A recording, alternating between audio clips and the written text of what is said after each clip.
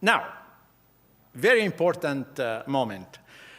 You must know that in Vicenza, there is an important academy called Accademia Olimpica. It goes back in its origin to the Palladian architecture and to Andrea Palladio.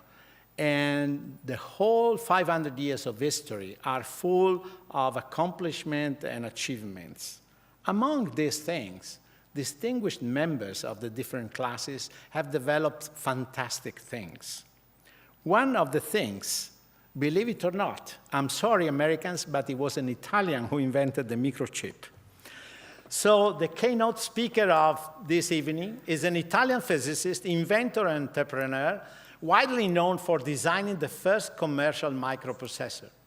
He led the 4004 project at Intel. He created, while working at Fairchild Semiconductor, the self-aligned MOS silicon gate technology, SGT, that made possible dynamic memories, non-volatile memories, CCD image sensors, and the microprocessor. He further developed at Intel his original SGT into a new methodology for random logic chip design that was essential to the creation of the world's first single-chip microprocessor and all other early Intel microprocessors.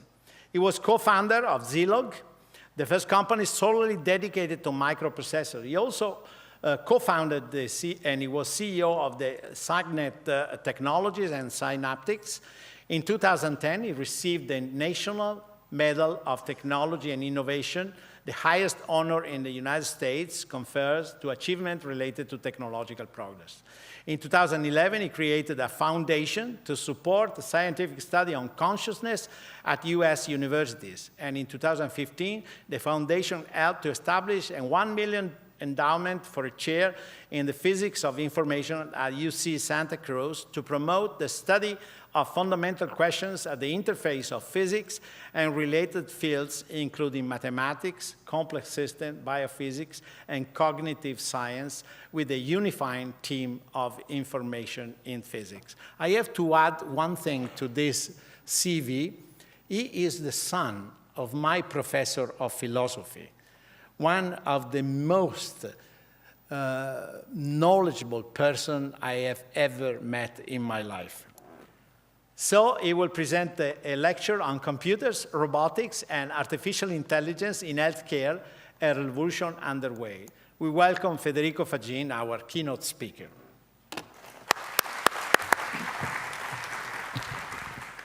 Thank you, Claudio. It's a real pleasure to be here tonight to talk about a subject of which I know very little. However, I've done sufficient research to be able to say with certainty what I'm going to talk about. All right, let's review briefly the first 50 years of computer technology. You now have in your pocket, not all of you for sure, but most of you, a system. Let me see if I have here. This system that contains probably 20 computers. That system is about 1,000 times more powerful than a computer, an IBM 360, that cost about $5 million in 1967, 50 years ago. And it is substantially faster than that. So this is how much the technology has progressed in 50 years. Even more surprising, you have in your pocket, some of you, a 256 gigabyte flash drive that weighed 10 grams and cost about $50. Now, in 1968, actually, a little less than 50 years ago, the IBM 3330 disk unit was introduced. It had about 200 megabytes at 1 megabyte per second and cost $75,000. So now 200 of these are replaced by that little thing. That device contains 1,000 billion transistors. 1,000 billion transistors. You don't think about it when you use it, but that's how complex the device is. Now, progress in data display has been also quite phenomenal.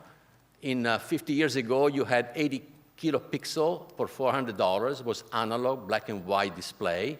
Now you have, for the same amount of money, about 8 megapixels, digital color display.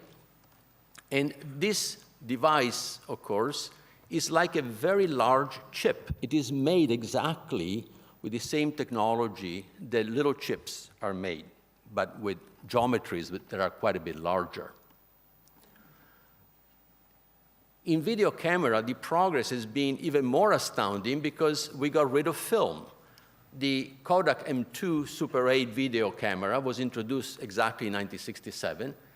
It had about 10 minutes of film at about 300 kilopixel resolution. And today, your iPhone 7 has two sensors, a 5 megapixel and a 12 megapixel, and they can record about 2 hours of video. Of course, they could record more if you have a little more memory. And you can also send, while recording your movie, instead of waiting two days or a week to get the film developed like you used to do in 1967. So the progress has been incredible. And this technology, of course, is continuing to evolve exponentially with the continuing improvement in technology, which is not going to abate anytime soon, because now we are building chips in more than one layer, like in the flash drive that I showed you earlier. There are 8 layers to create this 256 gigabyte. And this technology can do wonders, of course, when applied to medical science. So let's take a quick view of the early application of computers in medicine.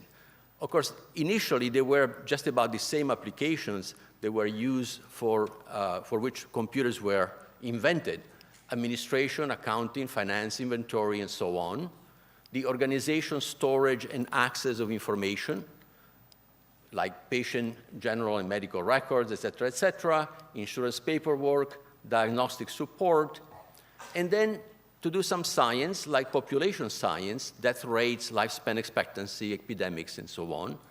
And later, for patient monitoring, in the late 50s, patient monitoring in intensive care units and emergency surgery.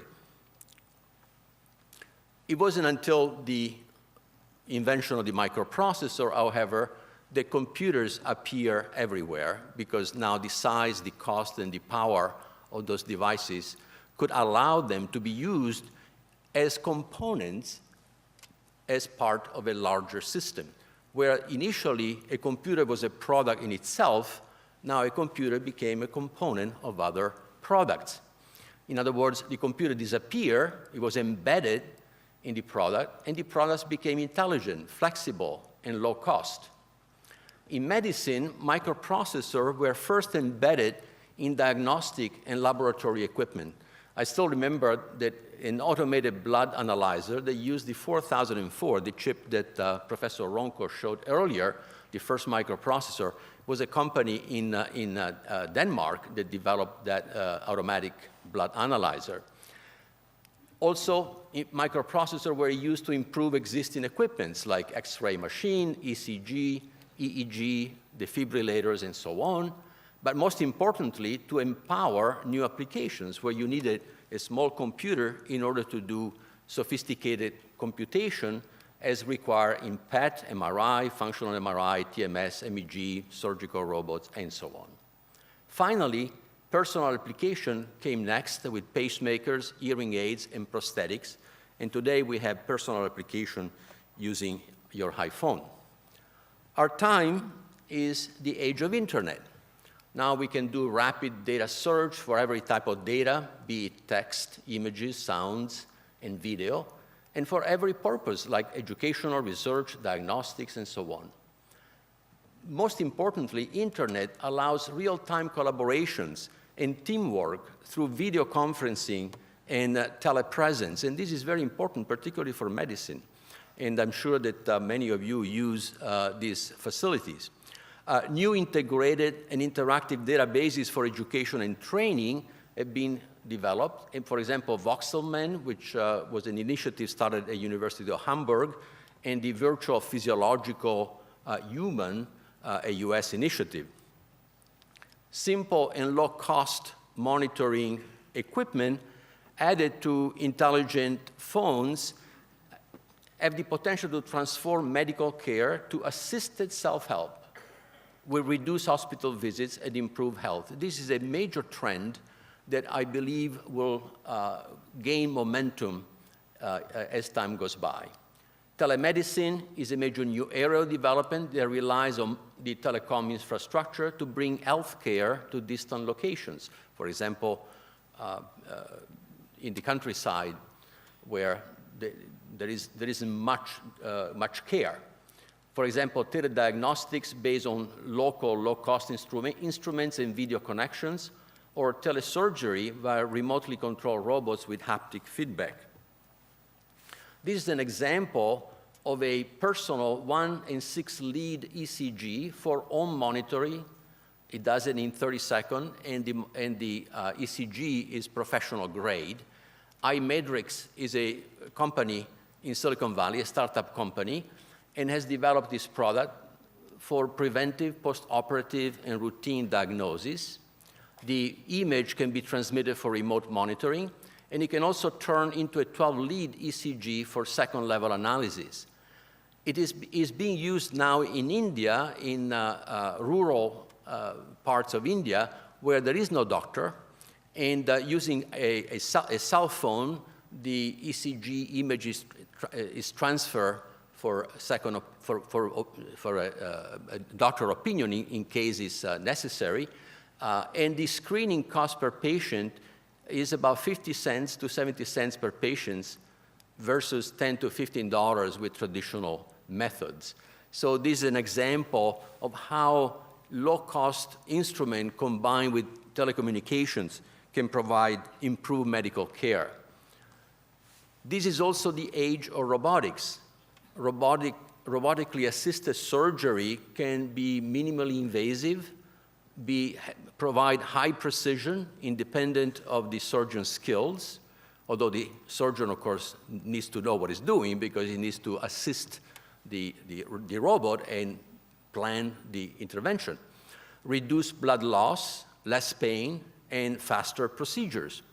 There are now autonomous instruments to reduce tissue trauma, like rib spreading equipment, for example, and telemanipulators and laparoscopic surgery is expected to become really much better than it has been, though it's already quite useful. There are exoskeletons now that provide mobility to stroke or accident victims with chip implant in the brain for direct brain-to-prosthetic interface. This is work done by Miguel Nicolelis at Duke University, which I met. Is unbelievable. He basically implants a chip that controls the exoskeleton, and somehow the capacity of the brain to rewire itself around that chip so that the patient can now use the prosthetics, the exoskeleton, is miraculous. It really speaks highly of our brain that has this capacity to wire itself up without knowing any, just as long as it is in the proper cortex. And surgery simulation and training using virtual reality is becoming a reality in the not-too-distant future. This is another example of robotics applied to medicine. This is Procept, is a company also in Silicon Valley that has developed the Aquabeam system. It is designed for benign prostatic hyperplasia, and the tissue removal is done with very high pressure, heat-free water jet. The whole operation takes about 4 minutes. The surgeon defines the treatment plan prior to the ablation, and the operation is monitored with transrectal ultrasound imaging plus endoscopic visualization. And The accurate tissue removal is about 4 minutes independent of prostate size, and of course with none of the complications that arise from this type of operation often. Intelligent instruments are also a new avenue that is made possible by computers and microelectronics. NanoLive has developed a 3D cell explorer. This is a Swiss company, also a startup company. They're selling this product. They've sold already about 100 of them. And is a holographic tomographic microscope that basically distinguishes minute variation of index of refraction and can create a 3D map of a cell, a living cell, without harming the cell. Now, this is the first time that you can study life without killing it first. Now, this is also the age of personalized medicine. The first genome sequencing done in 2003 took 13 years and cost $2.7 billion. In a few years, it's already less than $500, but in a few years, it will take a few hours and it will cost less than $100. And at that level, it will be possible to do individual genomics as part of the routine medicine. So individual genomics combined with low-cost biomedical analysis, with big data analytics, with environment and lifestyle data, will allow disease prevention and superior treatments. That's at least is the theory. NIH, National Institute of Health in the US, has created the Precision Medicine Initiative that started last year with an initial funding of $200 million.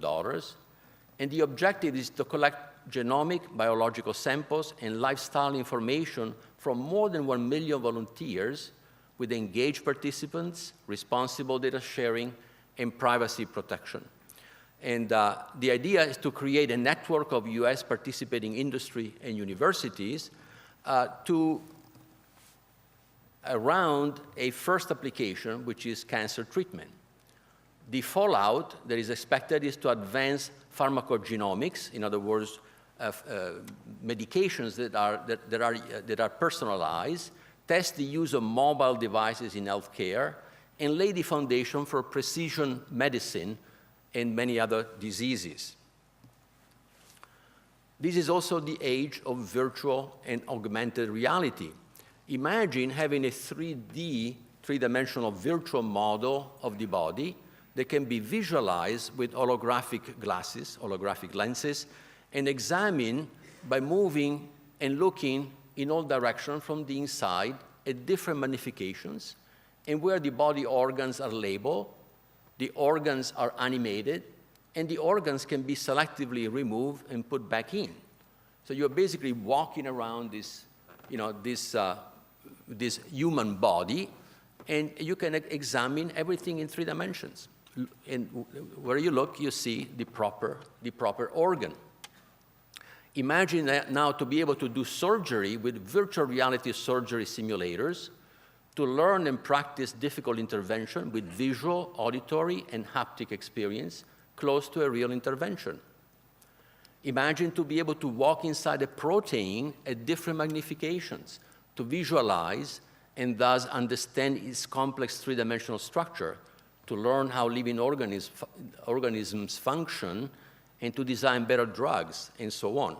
Now, this is going on right now, and it will be available in 5 to 10 years from now, at least the beginning of this. But virtual reality is a major direction of not only computers in medicine, but also for all kinds of other applications. This is also the age of artificial intelligence.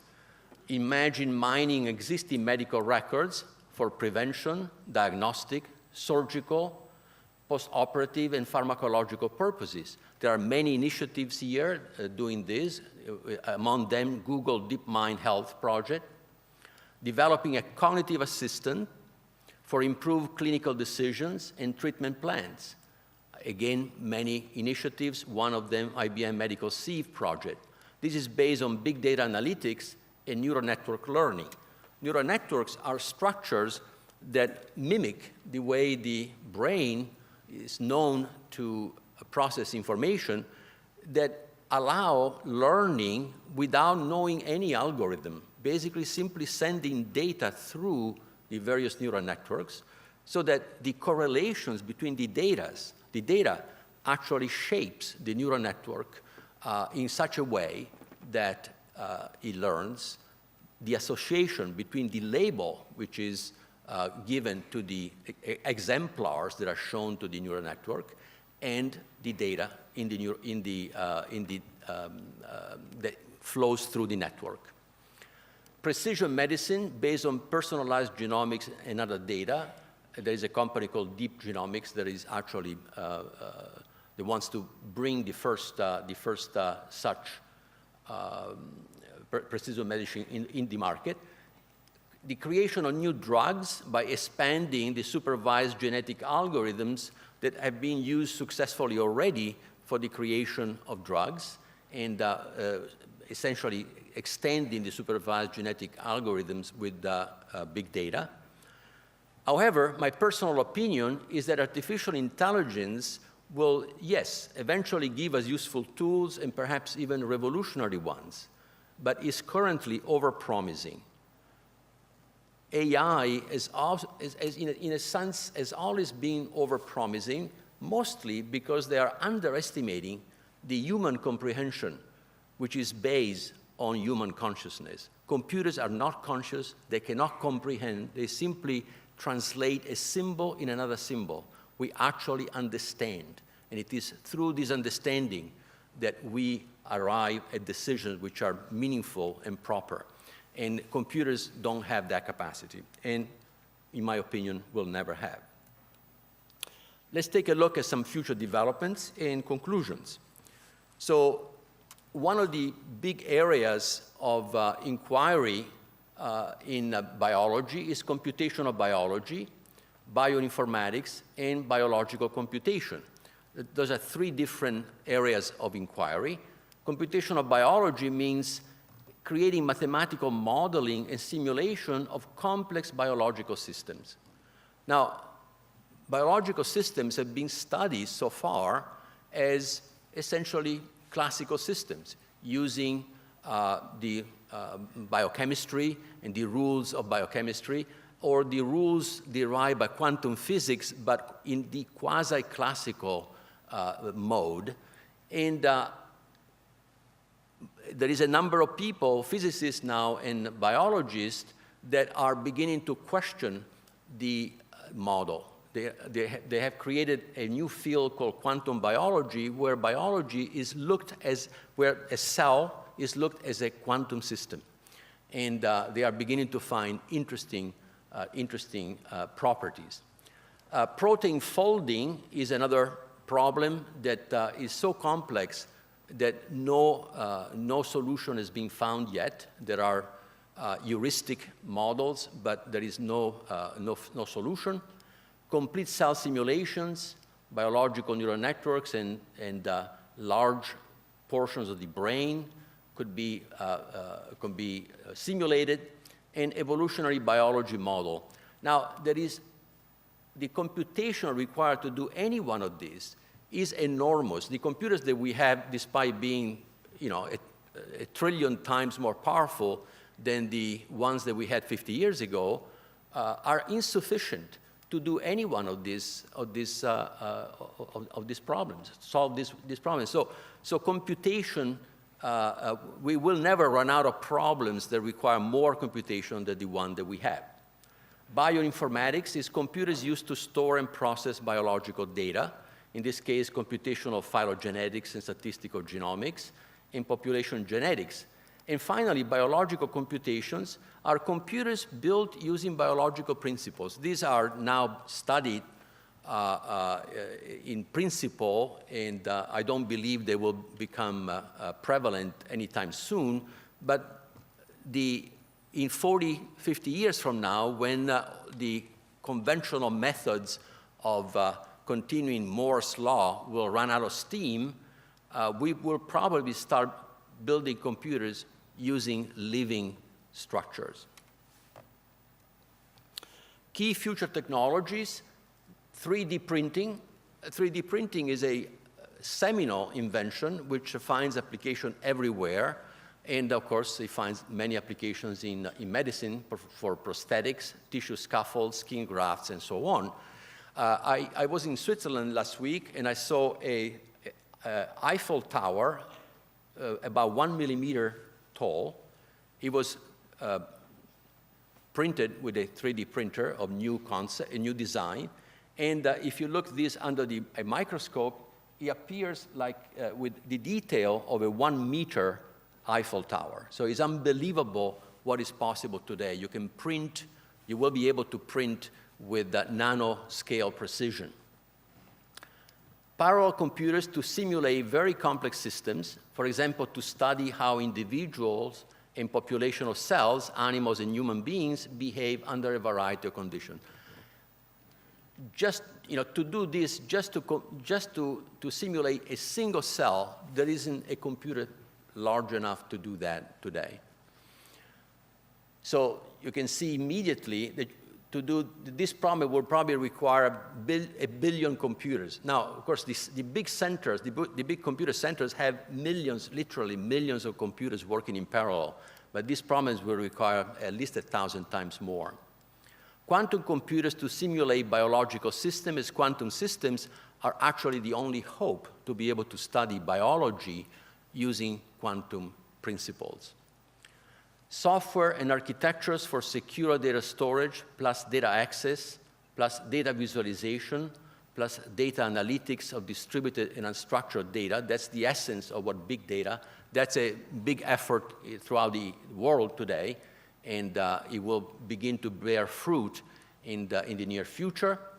Already mentioned much about personalized medicine for assisted self-care, for people also to take care of themselves.